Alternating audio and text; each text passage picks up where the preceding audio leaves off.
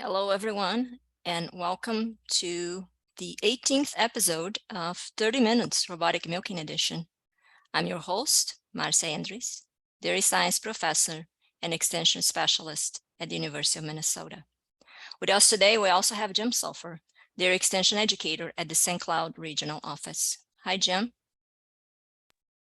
Hi, Marcia, and everyone that's joining us today. So first, a few housekeeping items before we get started with the presentation and discussion. If you are seeing this as a recording on YouTube, and if you want to join us for the live virtual discussion next time, please, and you're not previously registered, please go to z.umn.edu/30 MINRM and register to get your unique Zoom link to join us for the discussion. To ask questions or make comments after the producer's presentation overview of their farm, please type your question or comment in the Q&A box, not the chat box, please. The Q&A box on the bottom of your screen. If you hover with your mouse, you can find it. And then either Jim or I will read the question on your behalf. So appreciate if you follow this. Makes it easier for us to just be able to keep track of all the questions you might be asking. So today we have a special guest coming all the way from the Connect Summit Conference in Tennessee. Their farm is in South Dakota, but he's actually joining us live from the conference. Welcome, Rodney, and thank you for joining us. And thank you for taking the time from attending the event to join us for this discussion.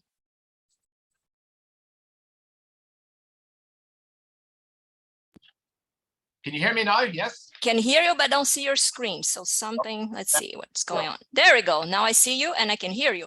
Okay. Thank you again for being here today. I'll move your slides with your pictures and you can give us a brief overview of your robotic dairy in South Dakota. And then Jim and I will come back for the question and answer to help with that. Okay. So thank you. Thank you, Marcia. So this is Drumgoon Dairy. Originally, our family moved from Northern Ireland in 2006. And built a cross-ventilated barn, sand-bedded cross-ventilated barn for 1,400 cows, expanded that later to 2,000, then built another barn on the same site for 1,200 cows and expanded it to 2,500. After that, we moved our dry cows off to another barn on the site and allowed us to milk 5,000 cows. And in the top right-hand portion of this picture taken in the fall of 2020, is the robotic barn that's now functioning, and it's for 1,500 milking cows, a production barn. So all told, we're milking 6,100, 6,200 cows on the farm, 5,600 always in milk, raise all our calves in Kansas. And we're here to talk about the robotic barn, which is about 1,425 to 1,450 milking cows. Do you want to move the slide? So this is inside of the robotic barn, built in 2020. Built a brand new build. We wanted to milk more cows, and I was always intrigued by robotics and did a lot of touring and studying farms. And my son and I kind of come up with this design. And one of the features of this barn is it's got a flat roof. It's again a cross-ventilated barn. But we were worried about the robots freezing. Eastern South Dakota is a very cold climate. And so we decided to go with a flat ceiling and put insulation in above the cows, and it's stayed very good for the 2 winters that we've been in there milking the cows. It's built, as we'll see later on a fully guided flow milk first system with pre-selection gates and post-selection gates, enabling us to manage the cows. And again, the challenge was with sand beds and robots. But all our other cows were on sand beds, and we really liked what that was doing for our cows. So we decided to stick with sand beds. So again, view the inside of the barn, using a lot of the features that we already had on the barn.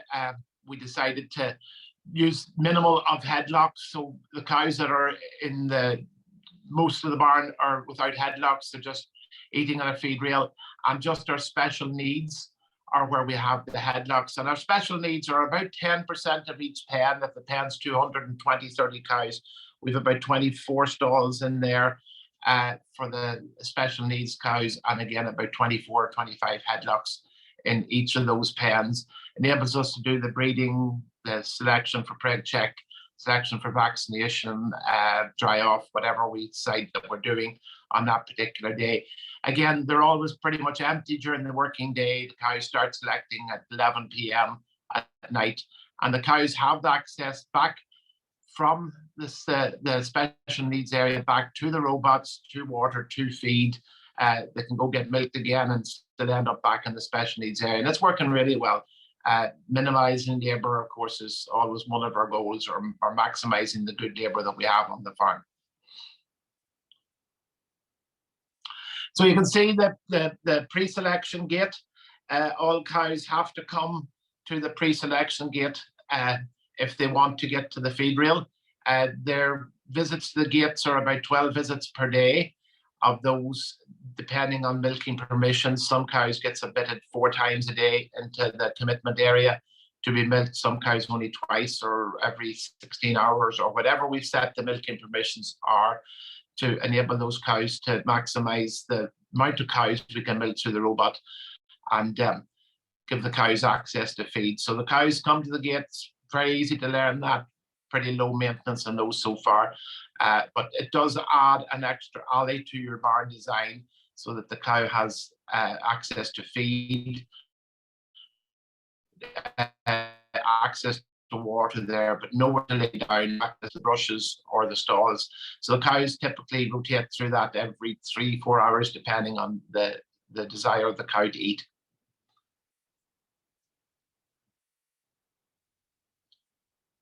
And again, here's the robot design. We went with a toll booth system because I, like many others, when you went and studied robots, I was very worried about cows wanting to re-enter the robot that had just been milked. And even though the robot wouldn't milk the cow, it was going to take up valuable time for that robot. So when our cows exit the robot, they can't get back to the robot. There's a series of non-return gates, and the cows then have to make their way to the feed lane or to the special needs area, which was originally her goal, was to go and get some feed anyway. And with our design, it meant that we ended up building 12 robot rooms. So a lot of stairs, doors, light switches, pumps, drains and stuff. It added to the cost of the barn, but it does enable us to flow cows through pretty quickly and very effectively. And the other thing you learn very quickly in robots is, as you see in the cow on the left-hand side of the picture, the next cow in has already claimed her spot. It's guided in with the angle of the gates. So she sort of claims and holds that spot. And when she steps into the robot, somebody else comes forward and takes that next spot. So the cows have their own natural order of pecking order, whatever we like to call it, where they decide who's going to be next into the robot. And so like our box time is 6 minutes and 14 seconds from cow to cow. So that enables us to milk that 190 to 200 cows per robot per day. And that is about as efficient as we can get. You'll always end up with 12-15% idle time, particularly at 3-4 a.m. in the morning. The cows just a little bit more hesitant to get up out of their beds and go to get milked. And there's other things that affect cleaning and servicing the robots. You can lose some time every day as well. So inside of the robot rooms, why did we go with DeLaval V300s? I really like the system. I like the camera system. We trained probably 1,700-1,800 cows in 10 weeks to the robots when we started up there, and there was no programming the robot arm. There was no waiting for lasers and reprogramming if the cow moved. Basically, if we pushed a cow in there and the robot would milk her, I was so impressed with how the camera works. Of course, it was a worry at the time because it's a $10,000 part, and the cows were jumping on top of it and kicking it. And we've milked thousands of cows in there now, and the worst we've seen is a couple of seals and a cracked lens on a camera, and there's 5 lenses before you actually get to the camera. So it's a very robust, very good, well-designed machine. A lot of people call them robots, but they're just basically milking machines, which has a lot of the same features that we've worked on in milking parlors and tie stall barns way back in the day. So nothing that really worries us. We learn a lot about how to fix them because we get a lot of experience with working with 20 of them. And then on the right-hand side of the screen, that's just our snapshot, our daily snapshot. Shows us how the cows are milking. The red cows are cows that need to be found and milked. The yellow cows would be cows that would get access to the robots where they to come to the sort gate. And the white cows are cows that were they to come to the sort gate, they wouldn't get milked at all. And that's 85 pounds of milk there, milking 72 cows per robot. We've gone as high as 75. Start to see problems at 75, I would say, because of the opportunity to catch up if you lose time on the robot. And then just your alarms that come up from time to time. So everybody carries this on the app on their phones, and the staff out there deal with the day-to-day running of it. We run the barn with two people in the day shift, 2 people in the night shift, and they're producing 2 loads of milk, 120,000 pounds of milk a day. They don't feed the cows, they don't breed the cows, but they are responsible for the maintenance of the robots, the fetching of the cows, the cleanliness of the operation, the vaccination of the cows, helping the hoof trimmer, helping the breeder, helping the guys moving cows in and out, all that sort of day-to-day stuff. And there we go, questions and answers. Yeah. It was excellent. Thank you. So Jim, are you joining us? Again, I don't see you. What is, oh, there you come. Awesome. I see you today. had troubles last time with the technology. That was an excellent overview, Rodney, and excellent number of cows per robot. Wow, very high, 72. Very quick attachment, I guess, on the new VMS300s, and excellent efficiency on the barn itself, the way you designed it, like you described. So that's great. We didn't, I think, cover, I don't have questions yet. So I'm just going to ask you a little bit about milk quality, how you manage that with the robots. How have you seen any changes, or how does it compare to your conventional barn and so on? If I can give you a little bit of an overview on that.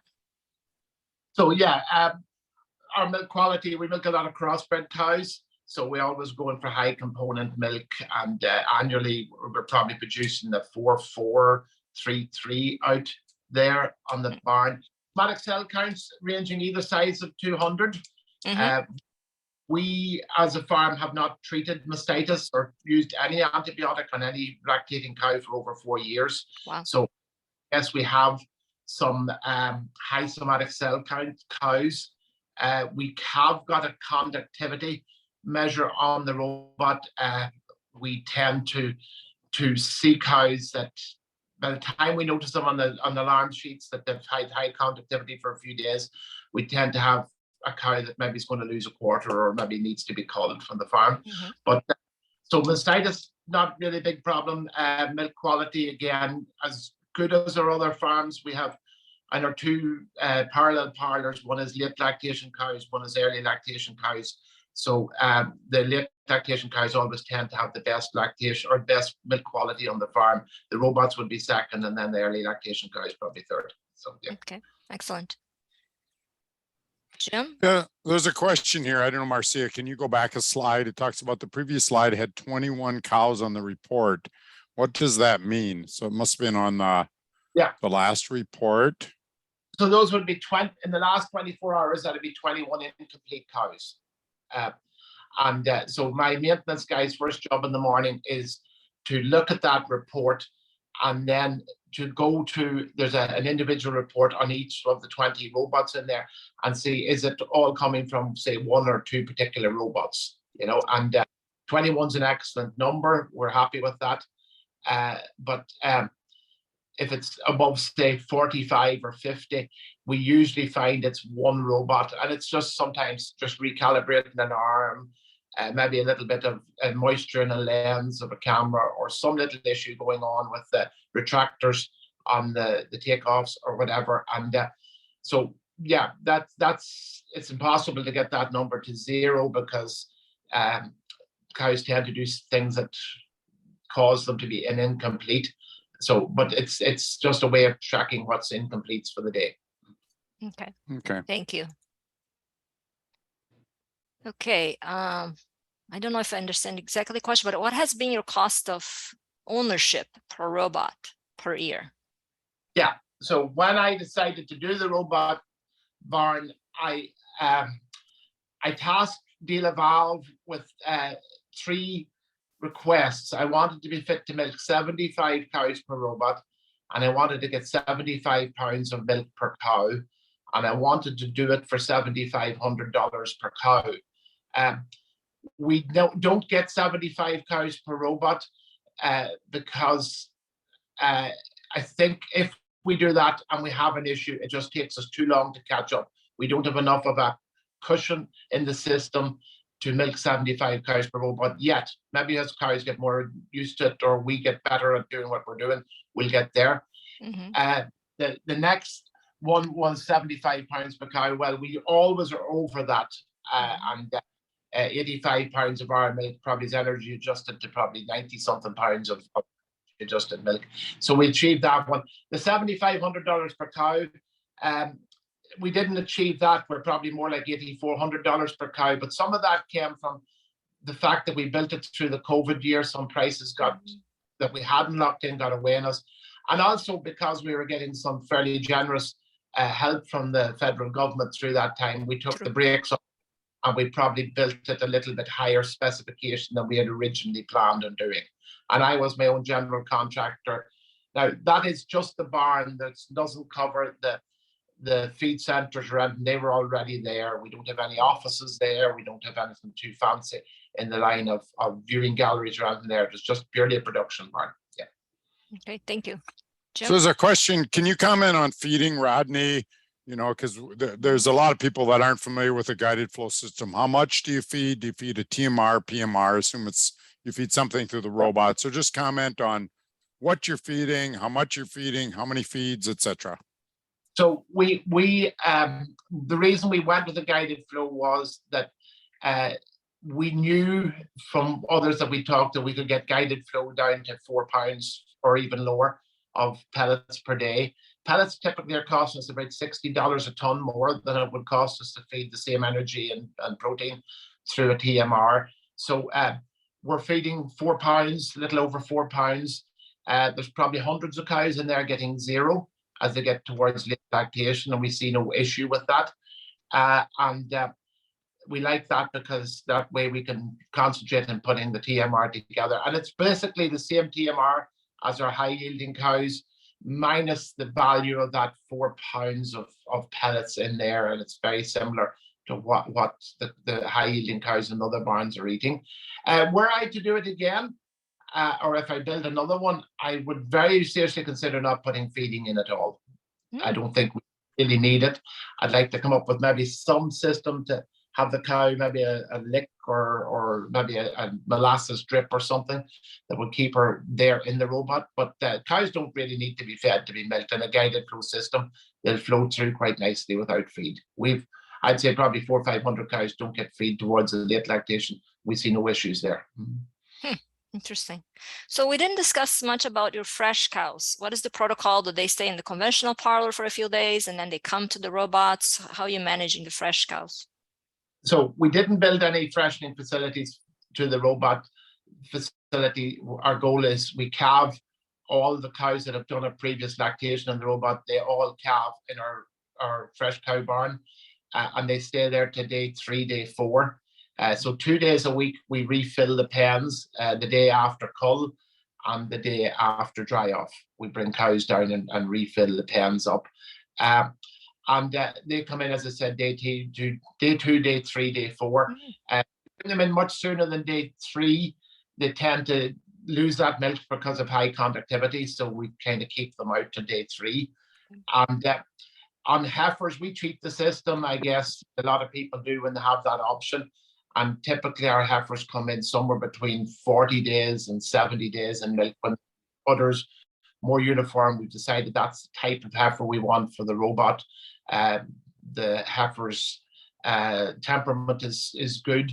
Her size is right, because one thing we did notice was if we put 800-pound jerseys in there, they milk fine, and the indexation in the V300 will cope with them, but they tend to leave too much room behind them, and another cow gets sort of half in, and then the gate plays closing and opening and closing and opening for 10 minutes before the so we've avoided putting the small jerseys in there, and we try to put maybe a little larger type of cross or Holstein in there. So yeah, that makes sense. Yeah, with the size of the animal. Yeah. Jim? There is a question on, you want to comment on visits and maybe along with that, your permission settings on what they might be. But the question is, how many visits per day are you seeing? Yeah, so we're seeing about 2.6 on average. And the range on that is 4.2, maybe even a little higher than that sometimes, and down to 1.5 on those late lactation cows. Our milking permissions for our high-yielding cows are set at 5 hours. And some of those cows get really good at knowing when 5 hours is there. So those are cows that'll get to 4.2. Our milking permissions set on cows that are, say, producing less than 55 pounds of milk are probably set at 12 hours. And some of those cows tend to be cows that get out to 15 hours and then get milked maybe 3 times in 2 days or whatever like that there. But again, our goal is to dry these cows off without any antibiotics. And we have been doing that since the start of the year. So we would encourage cows actually to visit less towards the last 20 days of the lactation if we could. Yeah. And you're fetching how many times a day? We really don't fetch cows. We sweep is the best way to describe it. Okay. So there's 8 pens in the barn, and the employees work together, and they go through those pens twice a day, and they basically are trying to pick up any cows that are, say, 13, maybe 14 hours out. The cows themselves know they're guilty, so the cows don't really need to be guided up. They just really, you get them up out of the stall and they head off in that general direction, with the exception of maybe a cow that has a sore foot or a cow that has some illness problems. So really, we just do what we call sweep the pens twice a day, just to check on those cows. And there's all kinds of information on your lists. So the fetch list is the one that we're looking at. Typically, we won't see many cows getting past 14, 15 hours. And if they are out past that, they're cows like 270 days in milk, ready to dry off. Okay. There's a question on your interest in fat and protein. You like a high component herd. Is there anything on the robot that helps you identify the best solids cows? So if you've got a cow, 2 cows milking 85 pounds, one could be a 5% test, one could be a 3-5 test. Is there a way you can sort through those? Or are you on DHIA? What do you just comment on that? We don't do DHI test on the farmers at all. We basically farm it as a unit or a pen. It would be nice to have that, and I think there is the ability to put on testing on the robots. We haven't chosen to do that, but certainly, we would like to be able to identify the better cows. One of the things that is kind of interesting, because we don't change cows between pens, other than the 2-year-old pen that we use to train the heifers on. So the same cow can be milking 160 pounds of milk and a cow milking 30 pounds of milk. And we're being very impressed with the body condition of the late lactation cows, because they obviously visit the feed bunk less often than the fresh cows as their energy requirements go down. And we haven't had that issue of over-conditioned cows coming out of the robots. So yeah, I suppose our best tool to improve milk quality is just to genetically is trying to get better semen into the cows that should be getting them in, but we don't have a way of identifying milk quality. Okay. Talking about breeding and stuff, what's your reproduction program on the farm? Yeah, so the cows all wear an activity collar. Out there, we've been activity collars on the farm in general since 2009, and we love them, and we've done very well with Repro, the farm, 35% bred rate running on the farm. We expected to see our robotic barn probably outperform our traditional barns because of the less stress on the cow. In fact, the robotic barn come out probably 1 to 2 points below the farm, or 2 points for sure below the other barn. I think some of it was our breeders' interpretation of the data coming from the DeLaval collar was a little bit more difficult than how they already understood the Cow Scout collar, which they worked with for years. So we were a little worried about that. We had some cows, we stopped breeding cows at 190 days with some really good cows that we still hadn't got pregnant because we'd only got 2 breedings into them by 190 days. So right now we're doing a little experiment with a double off sync in the robot barn. A strict double off sync. We've started it. There's no preg results or anything on that there. But with that, we will need to push repro and we will need to see returns from that investment and time and drugs. Yep. Jim? So a question, identifying sick cows, you would comment on the DeLaval system and the longevity of your cows. Yeah, we have a daily alarm report that identifies cows with variations in activity, variations of milk quality, conductivity, all those things there. You find the top 2-3 cows in that list every day, and you go out and find those cows. There tends to be an issue somewhere along there. But I think you see your cow every bit as well as you would in, say, our traditional barns where we have 300 cows being pushed up into a holding area and milked by people that just see the udders on their legs. So I think we've got a way of gathering more data on those cows and probably identifying those sick cows a little bit faster with the robots using the technology. And just the very fact that the cow has to be fetched is usually a sign of that she has got some issue. Makes sense. And what's the protocol for bedding the stalls? So it's sand bedded. Everything's sand bedded with the exception of the special needs area, because there's only like a dozen or 15 stalls in each of them, or 20 stalls, sorry, in each of them. And I just couldn't justify opening all the gates, closing down the robots to run a self-propelled sand shooter up there to bed 5 stalls on a side or 10 stalls on a double. So they're on mats and sawdust, but everything else is sand bedded, and we bed once a week. We bed once a week. Okay. And then you clean stalls during like times or while they're fetching and sweeping those pens, we'll groom stalls, crossover part of their. Yep. Makes sense. And we groom the stalls with the skid steer once a week as well. Oh, you do groom it. Okay.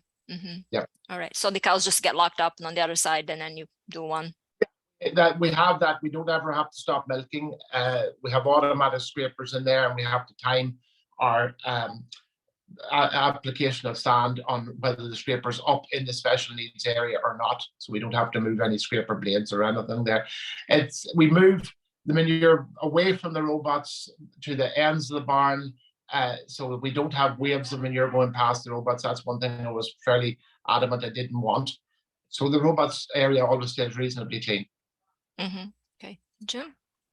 What's the difference? You want to talk to your staff a little bit from a robot maintenance standpoint between dealers doing the maintenance or your on-farm staff doing maintenance?